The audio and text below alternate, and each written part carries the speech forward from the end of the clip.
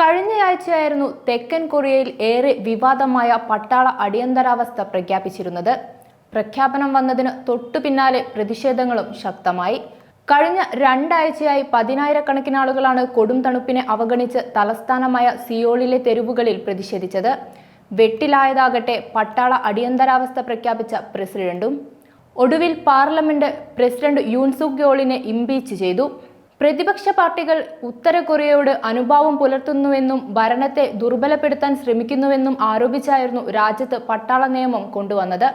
പിന്നാലെ രാജ്യത്തെ കാര്യങ്ങൾ കടുത്ത സംഘർഷാവസ്ഥയിലേക്ക് പോയതോടെ നിയമം പിൻവലിക്കുകയും ചെയ്തു. ഇതിനെതിരെ ഭരണകക്ഷി നേതാക്കൾ തന്നെ പ്രസിഡന്റിനെതിരെ രംഗത്ത് വന്നിരുന്നു. 6 മണിക്കൂർ മാത്രമായിരുന്നു അടിയന്തരാവസ്ഥ നിലവിലുണ്ടായിരുന്നത്. പട്ടാള നിയമം പ്രഖ്യാപിച്ച പ്രസിഡന്റ് ആ സ്ഥാനത്തിരിക്കാൻ അർഹനല്ലെന്നും ഉടൻ തന്നെ സ്ഥാനമൊഴിയണമെന്നും ആവശ്യപ്പെട്ട് പ്രസിഡന്റിനെതിരെ പ്രതിപക്ഷ വിമർശനം ശക്തമാക്കി. ഇതിന് തയ്യാറാകാത്തതു കാരണവും തുടർച്ചയായ കലാപങ്ങൾ നടത്തി ദേശീയ അസംബ്ലിയെയും പൊതുജനങ്ങളെയും ഭീഷണിപ്പെടുത്തിയെന്നും ആരോപിച്ചാണ് യൂണിനെതിരെ ഇംപീച്ച്മെന്റ് പ്രമേയം എന്നതിലേക്ക് തീരുമാനമെത്തിയത്.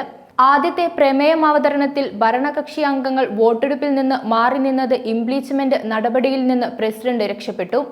പക്ഷേ ദിവസങ്ങൾക്ക് ശേഷം വീണ്ടും പ്രമേയം അവതരിപ്പിച്ചപ്പോൾ പ്രസിഡന്റിന്റെ കസേര തെറിച്ചു. ഇതിനിടെ ഭാര്യയുടെ ആഡംബര ജീവിതത്തെക്കുറിച്ചും വിവാദങ്ങൾ ഉയർന്നിരുന്നു. അതിനെതിരെയുള്ള അന്വേഷണം ഭയന്നാണ് പട്ടാള അടിയന്തരാവസ്ഥ കൊണ്ടുവന്നതെന്നും ആരോപണങ്ങളുണ്ടായിരുന്നു. ഇംപീച്ച്മെന്റ് ശരിവെച്ചാൽ ദക്ഷിണ കൊറിയയുടെ ചരിത്രത്തിൽ ഇംപീച്ച്മെന്റ് ചെയ്യപ്പെടുന്ന രണ്ടാമത്തെ പ്രസിഡന്റാകും യൂൻ സുക് യോൾ. പ്രസിഡന്റ് സ്ഥാനത്ത് നിലനിർത്തണോ എന്ന കാര്യത്തിൽ 180 ദിവസത്തിനകം കോടതി തീരുമാനമെടുക്കും. പുറത്താക്കപ്പെട്ടാൽ 60 ദിവസത്തിനുള്ളിൽ അടുത്ത പ്രസിഡന്റിനെ കണ്ടെത്തുന്നതിനായി തെരഞ്ഞെടുപ്പ് നടക്കും. 300 അംഗ പാർലമെന്റിന്റെ 204 അംഗങ്ങളും ഇംപീച്ച്മെന്റ് നടപടിയെ പിന്തുണച്ചിരുന്നു. ഭരണകക്ഷി അംഗങ്ങളും പ്രസിഡന്റിനെതിരെ വോട്ട് ചെയ്തതോടെയാണ് ഇംപീച്ച്മെന്റ് പ്രമേയം പാസായത്.